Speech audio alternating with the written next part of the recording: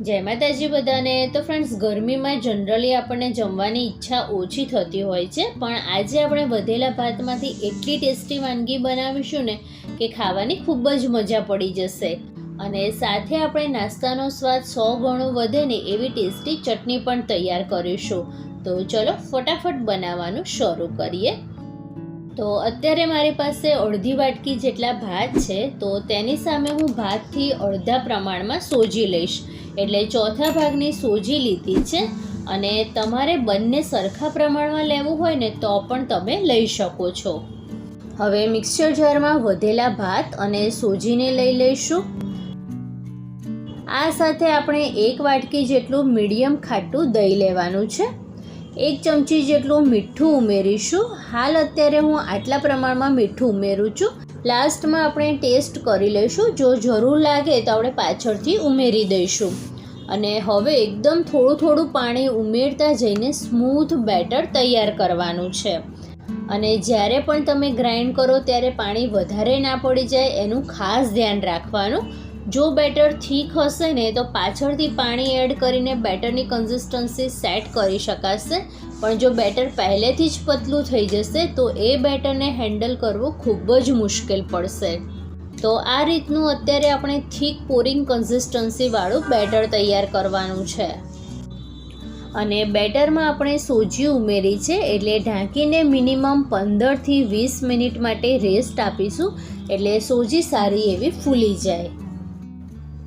તો અહીં આપણું બેટર રેસ્ટ કરે ત્યાં સુધી આપણે ઇન્સ્ટન્ટ ચટણી બનાવી લઈએ। તો પેનમાં 1 ચમચી જેટલું તેલ ગરમ કરવા મૂકી દીધું છે।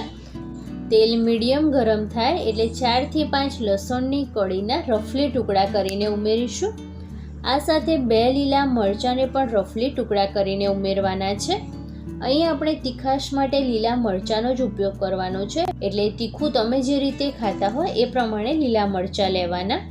1 મિનિટ જેટલું સાંતળીશું અને પછી 5 મીડિયમ સાઇઝના ટામેટાના રફલી ટુકડા કરીને ઉમેર્યા છે। અને ટામેટા જલ્દીથી સોફ્ટ થઈ જાય એ માટે આટલા ટામેટા પૂરતું મીઠું ઉમેરવાનું છે। સારી રીતે મિક્સ કરીને ઢાંકીને ચડવા દઈશું।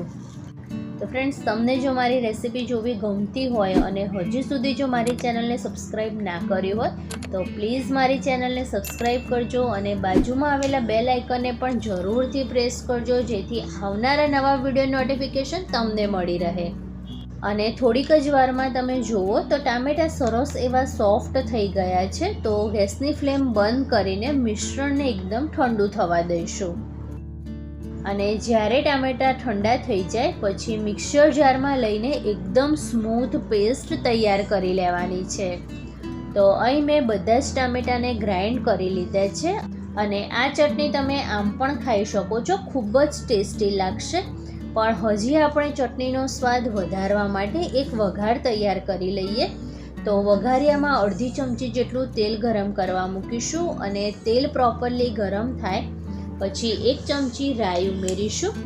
રાઈ સારી રીતે તતડી જાય પછી વઘારને ચટણીમાં ઉમેરી દેવાનું છે। તો અહીં આપણી ઇન્સ્ટન્ટ ટામેટાની ચટણી બનીને તૈયાર છે। તમે રોટલી, ભાખરી, પરાઠા સાથે એમનેમ પણ ખાઈ શકો છો, ખૂબ જ ટેસ્ટી લાગે છે। બીજી સાઈડ આપણે બેટરને જોઈએ તો સોજી સારી એવી ફૂલી ગઈ છે અને બેટરની કન્સિસ્ટન્સી બતાવું તો આ રીતની થીક પોરિંગ કન્સિસ્ટન્સી રાખવાની છે। અને અત્યારે જો તમારે બેટર વધારે થીક થઈ ગયું હોય તો થોડું પાણી ઉમેરતા જઈને આ રીતની કન્સિસ્ટન્સી સેટ કરવાની છે। ત્યારબાદ નોનસ્ટિક કે પછી લોખંડના તવા ઉપર તમારે જે સાઇઝના નાના મોટા ઉત્તપા જોઈતા હોય એ પ્રમાણે ઉતારી લેવાના છે। બેટરને સ્પ્રેડ કર્યા પછી એક સાઈડ આપણે સાંભાર મસાલો અથવા તો વડાપાવનો મસાલો આવે છે તે આપણે સ્પ્રિંકલ કરીશું।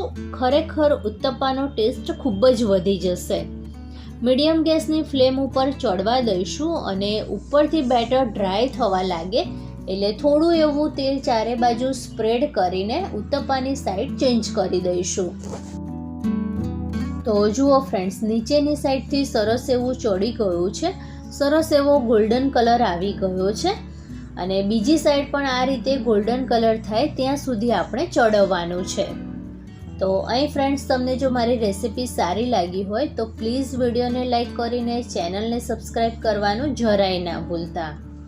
તો જોઈને જ ખાવાનું મન થઈ જાય એવા સોફ્ટ અને સ્પોન્જી ઉત્તપા અને સાથે ટામેટાની ઇન્સ્ટન્ટ ચટણી સર્વિંગ માટે રેડી છે.